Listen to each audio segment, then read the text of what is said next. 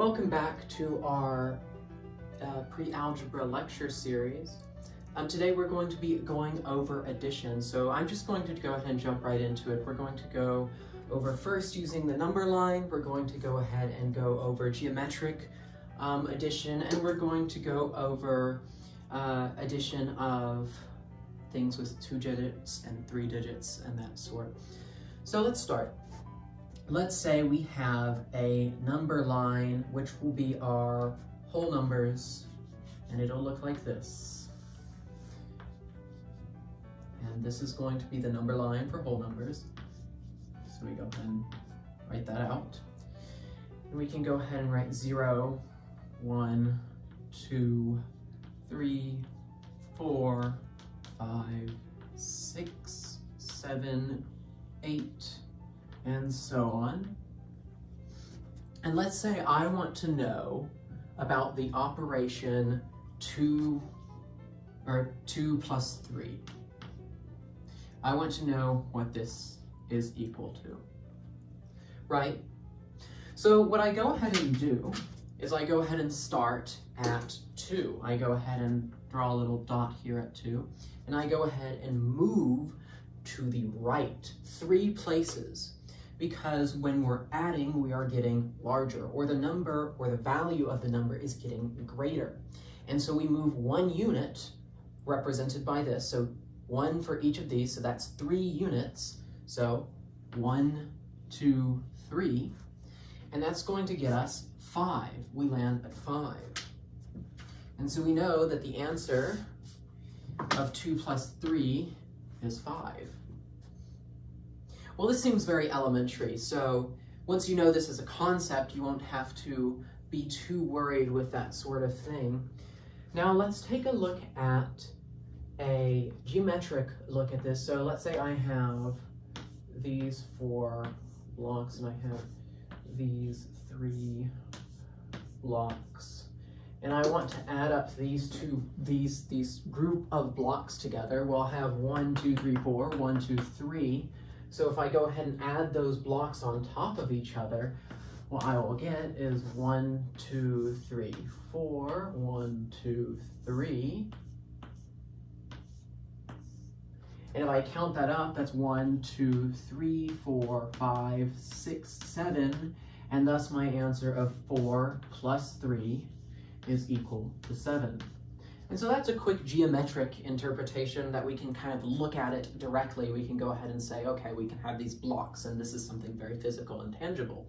Well, this is something more abstract, such as a number line. Well, using this notion, I want to introduce some larger numbers, because we're going to go ahead and have a bit of speed here. I'm going to introduce some larger numbers, and we're going to talk about properties of these larger numbers. So let's go ahead and say, we know how to add now and of this sort. So let's go ahead and add a larger number. Let's say 27 plus 64. Well, how are we going to add this? So we're going to add our little plus sign right here. Well, what we do is we add 7 to 4. So we do 7 plus 4. So 7 plus 4, that's 7 plus 3 plus 1, which is equal to 11. Right? And so what we do is we put a 1 right here, and then we put a 1 in this kind of general abstract zone, which will just be to the side. We just remember that we have a 1 here, because when we add 2 to 6, we're going to add this 1, because this 1 is in the tens place. Remember from elementary school, you have tens, you have ones, you have hundreds, you have thousands, and such. If you do not remember, we will go over this on the iPad lectures. So we add 2 plus 6, and that will get us 8, right? And then we add this one, and we get 9. So our answer becomes 91. So 27 plus 64 is 91. So that's a simple problem. Let's go ahead and do 3 digits. So let's say we have 357 plus 249, right? Well, let's go ahead and do the exact same method we did before. We're going to do 7 plus 9. That's going to result in 16. We bring our 1 on top.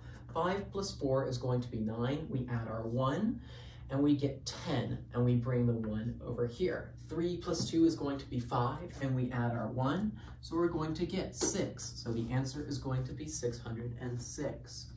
So that's some simple notes on addition, but let's say we have an interesting property. If you remember our order of operations from before, we have an interesting property, 3 plus, let's say 4 plus 7.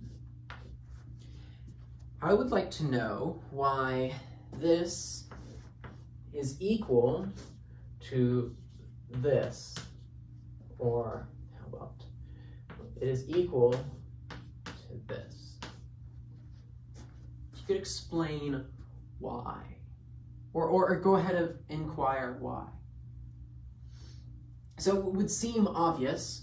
We can go ahead and move around our numbers in any sort of place when adding, but if we want to know why, we can go ahead and replace this with an algebraic variable, which is something of the sort of a or b or little b, capital A, capital B, lowercase a, and lowercase b. We also have x, y, and z, but we'll get to that much later.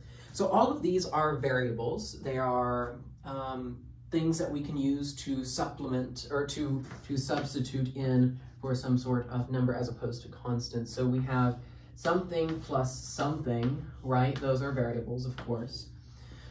So if we go ahead and move these around, we know that a plus b plus c must be equal to a plus c plus b.